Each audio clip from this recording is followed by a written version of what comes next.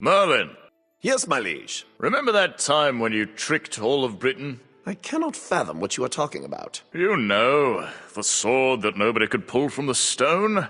It must have caused you roarious laughter.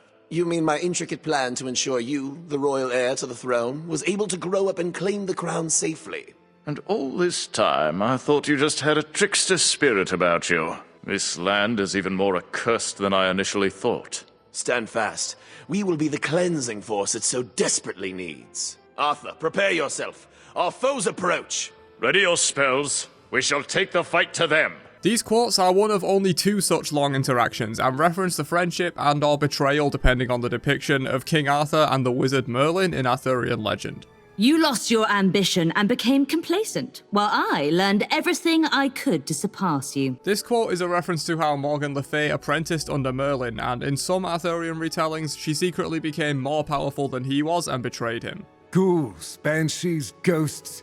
The lady continues to protect me. This voice line is referencing the mysterious Lady of the Lake, who raised Lancelot from an infant after the death of his father to become the most esteemed knight in the land and sends him to join the Knights of the Round Table and aid King Arthur. She continues to bless him throughout his exploits and even gives him a magical ring that protects the wearer from enchantments. You may be the lord of the underworld, but don't forget who does all the killing. You're next, boss. This line when Thanatos kills Hades in-game is a reference to how Thanatos reaps mortal souls and sends them to Hades in the underworld. He is the one that does the killing. Without you, there is no Olympus. I will drag it down to the bottom of the oceans. This is a reference to how, in Lovecraftian lore, the Olympian gods exist and sunk an entire continent containing the city of R'lyeh, where Cthulhu's followers lived, which is how it got to the bottom of the ocean. In retaliation, Cthulhu sunk Mount Olympus as well. There are far worse things in this universe than myself, watching and waiting. This is a reference to how, despite the fact that Cthulhu would probably body every single Smite god at once in a real-world lore battle, Cthulhu is far from the most powerful being in Lovecraftian mythos. No god nor demon can defeat me. Another 1,000 years within the mountain, and you may yet learn humility. These lines are referencing how Ravan spent 1,000 years inside a mountain performing the Shiva Tandava, and in return, Ravan was granted complete invulnerability to anyone he deems a threat. Ha! Hoonbots is an odd little fellow. How could anyone mistake him for me? This is less so a mythology reference and more so a jab at the fact that Sun Wukong's original design in Smite was what Hoonbats is now. Same visuals, same kit, and he was re-released with his modern design while his old self became Hoonbats. For the longest time, Sun Wukong wouldn't leave me alone about my 3-pronged spear. He got the point in the end. This line is a reference to the 300-round fight between Erlang Shen and Sun Wukong, where the Monkey King was eventually subdued but not killed due to his many layers of stacked immortality that make him practically invincible. Seems my other hand still works well enough. This direct taunt when Tyr kills Fenrir is of course a reference to the well-known tale where Fenrir bit off Tyr's right hand. We may both be missing parts, but my spirit proves stronger! This Osiris line when he kills Tyr is both a reference to the previous story as well as Osiris being fragmented into 8 different parts by Set when he tried to usurp Osiris' throne. He was then magically revived by Set, which is the depiction we get in-game. Set, I have found you. You dare to speak my name? I don't fear the name of a coward. You mistake foolishness for bravery. You could have been a friend to our kingdom, Set. I don't befriend the weak.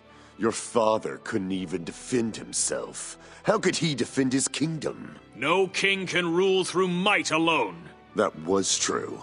Until I arrived. Your father was too soft for the throne, and you bear the same weakness. His only weakness was trusting in family. Trusting that they would put the kingdom before themselves. You think I am the only selfish member of our family?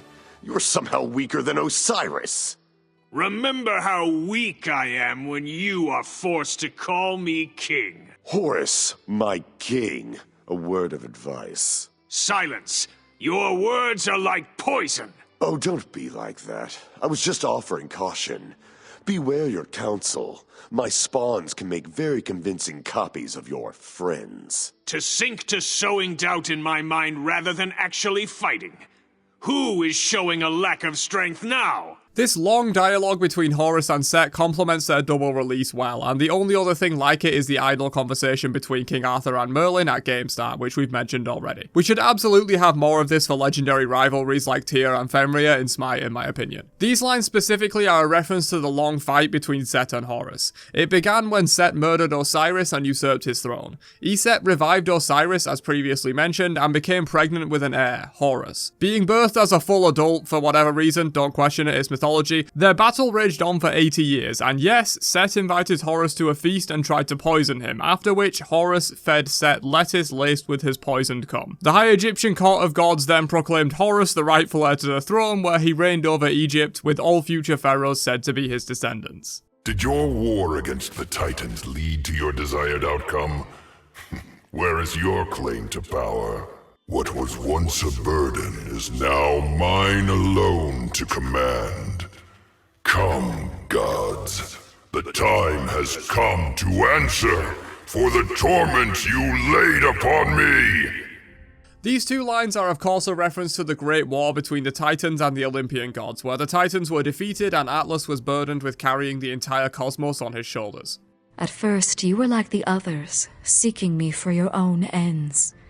But you learned. You placed my destiny in my own hands when others would deny me. This voice line from Persephone to Hades is a reference to how she was abducted by him in a lustful act and forced to eat pomegranate seeds, the food of the underworld. The one who eats these seeds will long for the company of the underworld should they ever leave. This led to Persephone growing to truly love Hades and resenting her parents on Mount Olympus. Zeus brokered a deal that Persephone would spend 6 months of the year in the underworld with Hades and 6 months on Mount Olympus with her mother Demeter. This is said to be the reason why Earth's seasons occur. For 6 months, Demeter gets to see her beloved daughter and the harvests are bountiful and the sun is bright, but when Persephone returns to Hades, those 6 months Demeter is distraught and the harvests wither and the sun dims in the sky. 12, 21, 12. You guys are so gullible. This joke voice line is a reference to the Mayan doomsday predicted by the calendar on the 21st of December 2012. This was also the exact date that Xbalanque, Smite's first Mayan god, was originally released. Sister, see where abandoning rule and order has led us all. This time I have truly bested you, brother. Brother, the time to pick a side has come. Join me, or fall. These lines are all references to the long conflict between the three siblings, Tsukuyomi, Susanoo, and Amaterasu. It is said that when Amaterasu asked Tsukuyomi to visit the earth, he came upon a harvest god that produced food via vomit and through her rectum. Tsukuyomi slayed the god in disgust, which angered Amaterasu when she split from him, which caused the separation of day and night on earth. Susanoo was always the troublesome child of the three though, and when he beat Amaterasu in a contest, he raged with victory, defecating in Amaterasu's palace, destroying her rice fields, and launching a giant divine horse into her weaving hall, among other things. Amaterasu, who could no longer tolerate Susanoo's insolence, sealed herself in a cave, plunging the earth and heavens into total darkness. I am the one who knocks. I meant knocks. This Nox line is a double reference. First is a reference to Breaking Bad's iconic scene, and second is a reference to Nyx, the Greek counterpart to the Roman Nox. Due to these myths coming about in very close geographical and temporal proximity to each other, Roman and Greek gods often have counterparts in the opposite mythology, such as Bacchus and Dionysus, Hermes and Mercury, or Hercules and Heracles. To think I've been running all this time? This short line is a reference to Sol and Mani, the personifications of the sun and moon who were cursed forever to ride across the sky in chariots, being eternally chased by Skoll and Hati, two of Fenrir's sons. Mani, being the calm and collected personification of the moon, bore his burden without complaint, but Sol, being the fiery, passionate personification of the sun, taunted and fought with the wolf Skoll. I see that Mjolnir's back! I knew you could pull off that wedding dress. And finally, this directed taunt from Heimdallr to Thor is a reference to when Mjolnir was stolen by the giants and Thor tried to get Freya to marry the giant who stole his hammer in order to retrieve it. She refused and Loki hatched a devious plan for Thor to don Freya's white wedding dress and her necklace, Brisingamen, to pose as the goddess, infiltrate the giants and retrieve Mjolnir. And yes, this is where the in-game bride Thor skin gets its origin. And that's some of my favourite lore interactions and references within Smite. If you enjoyed this one, do let me know by dropping a like, as I could make more of these if it's something you guys are interested in. I certainly am. Catch you guys in another one later on. Have a great day, and peace out, you nerds.